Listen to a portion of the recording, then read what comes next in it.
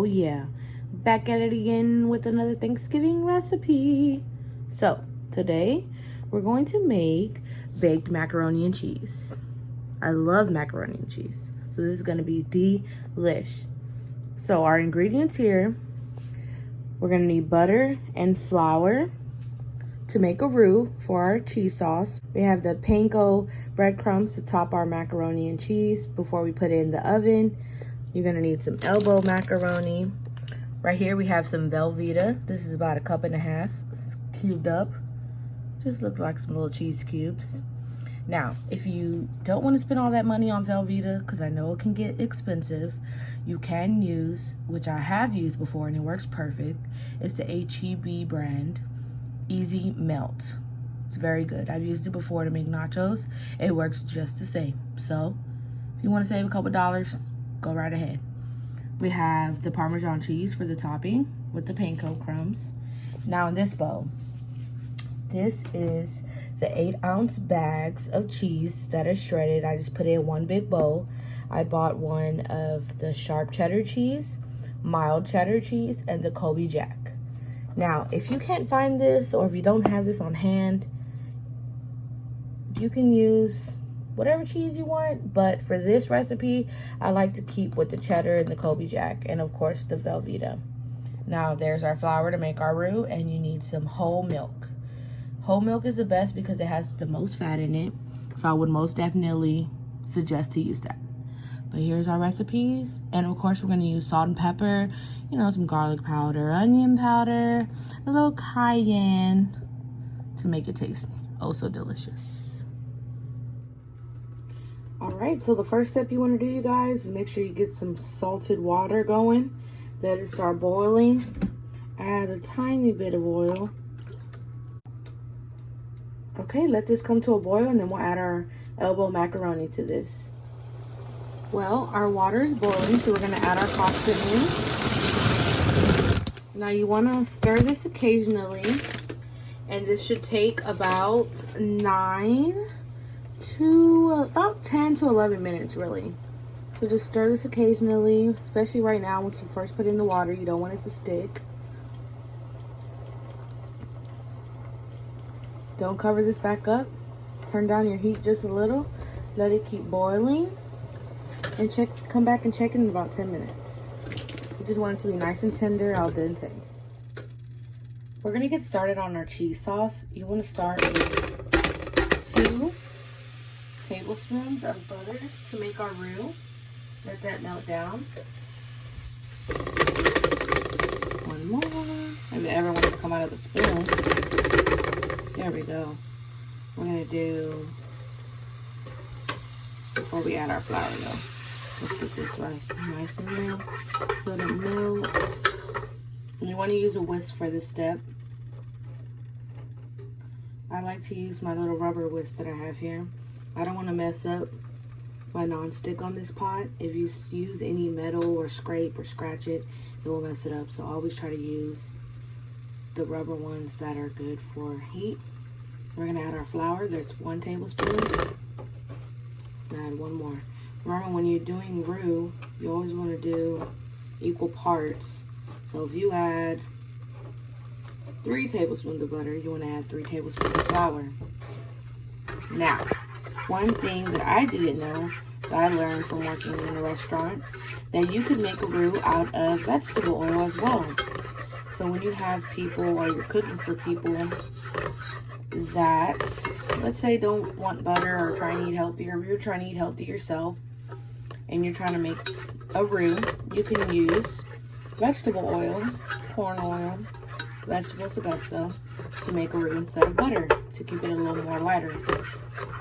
I didn't know that. I learned that in the restaurant that I was working at, so I thought that was a cool idea. I'm going to share that with you guys.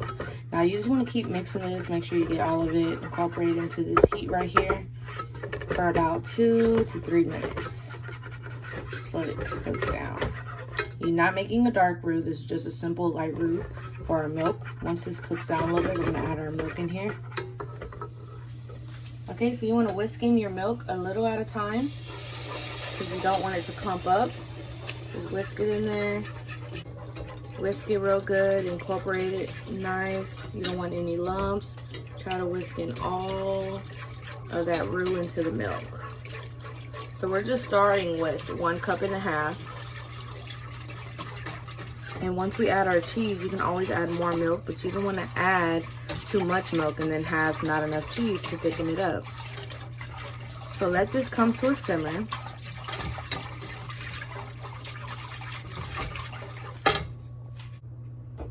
We can't forget the heavy cream. So before we let it come to a simmer, we need to add this heavy cream, because I almost forgot. So now let it come to a simmer, and then we'll start adding our cheeses and seasoning it up. Keep this on low. All right, while we're waiting here, letting this simmer, let me let you know or tell you a quick fact. Without the heavy cream, just the milk and the roux, which is the butter and the flour, once that would have thickened up with a little salt and pepper, that sauce would be called a bechamel sauce. That is the start of almost every cheese sauce that you would use for macaroni or just a cheese sauce in general, which would be a bechamel sauce. Now, the bechamel sauce is one of the main top sauces in the culinary world. So that was just a quick fact. Now let's add our cheese. All right, let's add this cheese now. We're gonna add the velveeta cubes. This was 1.5 cups. Oh, that's not coming out so easy. One moment. Okay, so I got it out of the measuring cup. I started with 1 cup first. I have 1.5 cups. That was just the small loaf of velveeta that I bought. So we're gonna start with half first, because remember, we're going to add about 2 to 3 cups of the shredded cheese mixture into here. You want to save at least half of that to put on top of it before we bake. So let's just stir this around. Remember, cooking is all about just what you feel. Recipes are nice, which I do have recipes. Remember, the recipes will always be in the description box. But when you're cooking, or at least when I'm cooking, I just like to go with how I feel. You're just playing around with it. You're experimenting. So you can always add more. Remember, you can always add more. So always start with less. Now, if I was to add all this velveeta and then it's too thick, then I can't put that much, good shredded cheddar cheese in there and that Colby Jack. Then I would have to add more milk. And for this recipe, I don't need that much cheese sauce. So we're just going to start with a little bit. And from the looks of it, we're going to need that other half. So you see how that worked out? Easy peasy. So let's break that down in there. Okay, so it's nice and melted down. We're going to go ahead and start adding our cheese. 3 cups of our shredded cheese mix. 1 cup at a time while we whisk away. Now, you do not want to season before you add your cheese. You always want to season after you've added everything to make sure you don't over salt anything. Okay, we're going to whisk in our other cup. There we are, and whisk away. Remember to keep your temperature on low. You do not want it high because it will burn, and you don't want any brown burnt pieces in here. Now, if that does happen or you see it happening, remember to always hurry up, take it off the stove and strain it. And hey, you saved your sauce. Okay, let's add our last cup here of our mixture. There we go. And let's just mix. At this point, after everything is nice and melted, you want to check your seasoning, and of course, add a little onion powder, add some garlic powder, some salt and pepper, and just make sure you incorporate everything well and give it a nice taste until it's seasoned to your liking. Okay. All right, guys, so we have our baking dish with our macaroni that has been cooked and drained. We're going to add our cheese sauce to this. Oh, yes. Yes.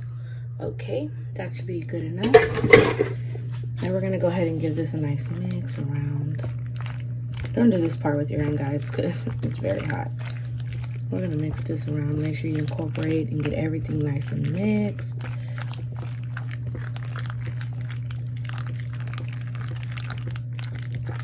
Oh, It smells so good.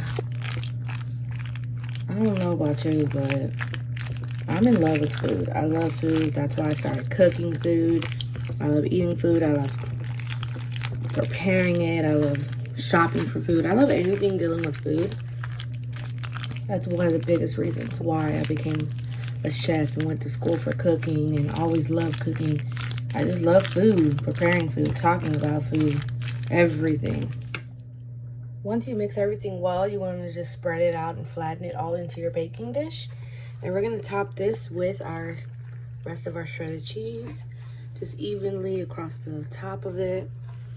You want that nice cheese layer right before you put your breadcrumbs or panko, like I'm using, Japanese style. All of that. Oh my goodness, cheesy. If there's nothing better than a cheesy macaroni, I don't know what is, but if it ain't cheesy, I don't want it. Oh my God, this looks and smells so delicious. Don't worry guys, you've heard it here first. I am going to work on inventing the smell-o-vision, because you have to smell this. Well, hopefully you do smell it whenever you make this recipe in your own house. Okay, so let's get started next on our panko breadcrumbs. Okay, we'll just grab that bowl here. And we're gonna start with half of this bag. Just half, and you just want to spread it lightly over it. Now this is a 8-ounce bag. We probably might have to use the whole thing. And here I have like 1/4 cup of Parmesan cheese. You want to mix this Parmesan cheese. And this is an Italian flavored panko crumbs. You can use plain, you can use whatever, but I like the Italian flavor. It gives a little more herbiness to it. Now, I think we're gonna go ahead and just all that in there, 8 ounces. Mix it good.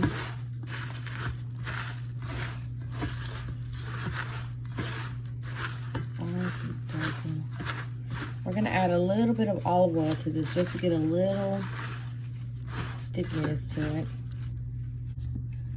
So just a tad bit, just a little drizzle, just like that. Mix everything good. We're gonna top this on our baking dish. All right, let's put our breadcrumbs on here, panko breadcrumbs. Just wanna put an even layer just like you did with the cheese across. Now, some people don't like the breadcrumbs on their baked macaroni, so you can skip this step if you want.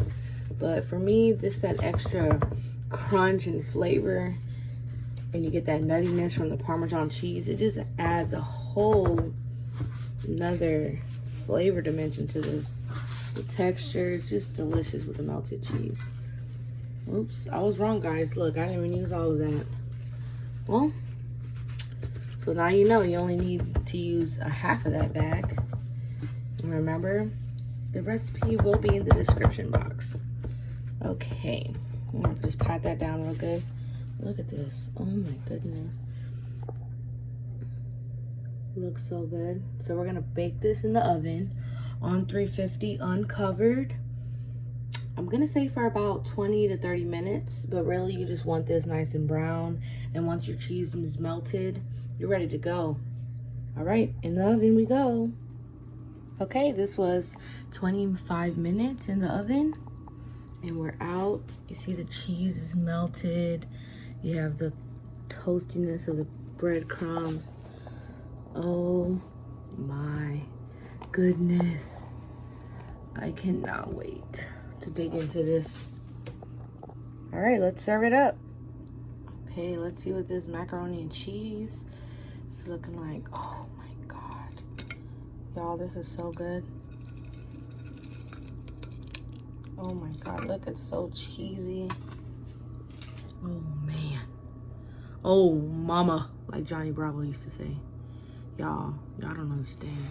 Y'all, oh my God, just look how cheesy. Just a small little piece out of there. Oh, I don't think y'all understand. Baked macaroni and cheese. Yum.